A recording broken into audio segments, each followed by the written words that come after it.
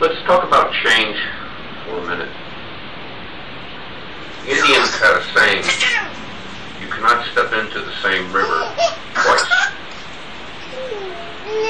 What they meant by that is that the river is always flowing, and as the river flows, it changes. So at any given moment, as you're standing in the river that is passing by you now is not the same river that is upstream and coming downstream. It's never the same river. Life is the same way. Not only is the image inseparable from a before and an after, which belong to it, which are not to be confused with preceding and subsequent images.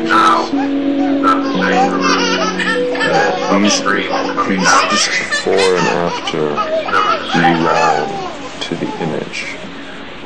There is an inherent relationship of before and after.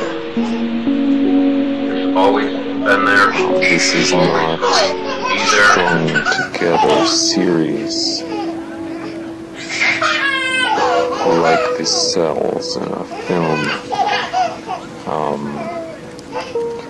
but there's a wholeness to this kind of temporal movement of before and after. In addition, the image tips over into a past and a future of which the present is now only an extreme limit, which is never given. The present in a limit. Any given moment, as you're standing at the river, nothing present is given. It's not the same river. There is a movement. That is upstream and coming downstream. It's never the same river.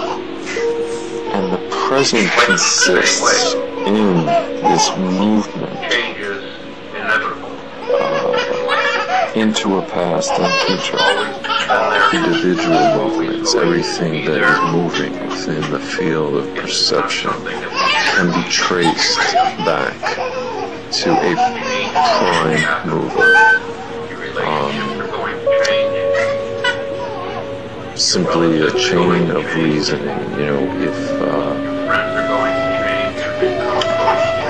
the motion of a rock that I throw is caused by the motion of my arm, the motion of my arm is caused by the energy in my body, which derives itself from having been born and the movement of my parents' life.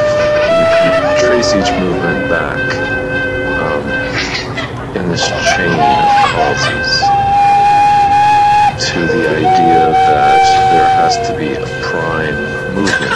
And this is just like Christian theology. God has to be the first beginning, the first mover. That the river is always flowing, and as the river flows, it changes. The movement image is this art of experiencing the world as movements. When Deleuze reaches the time image, he's talking about a moment in film where, after the trauma of World War II,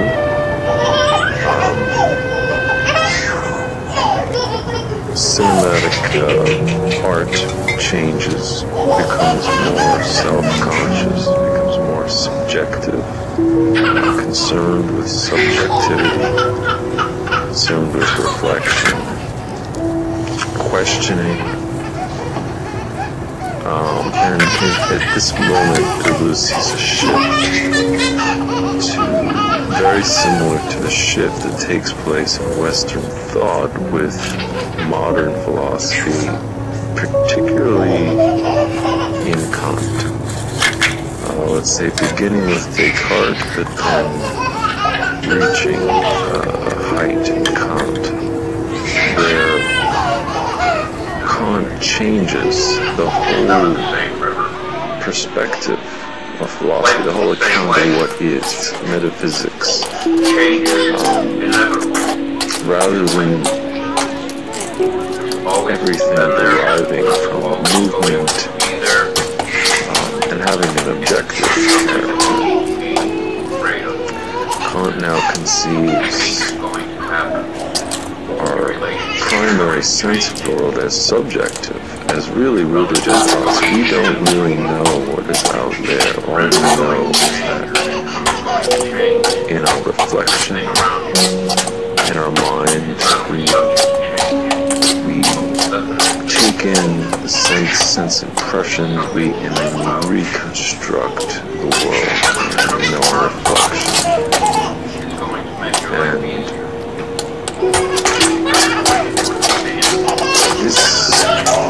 And this is a kind of crisis, but it's also a kind of moment where human beings become more creative, because we become aware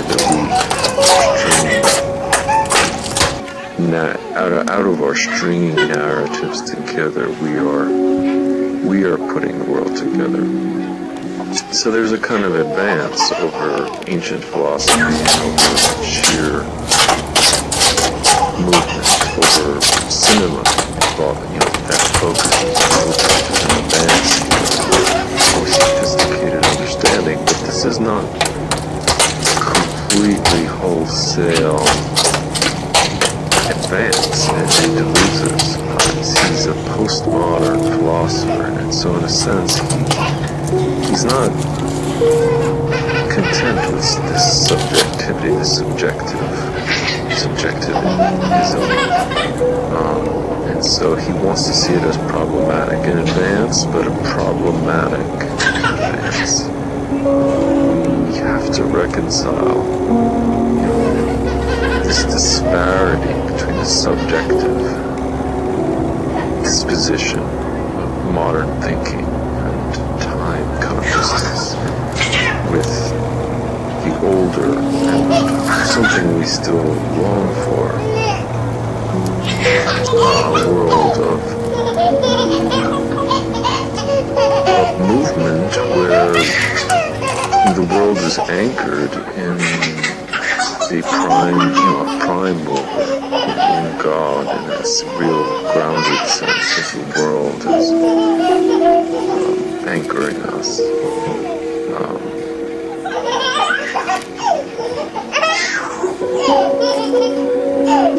And this is the difference between the movement image and the time image.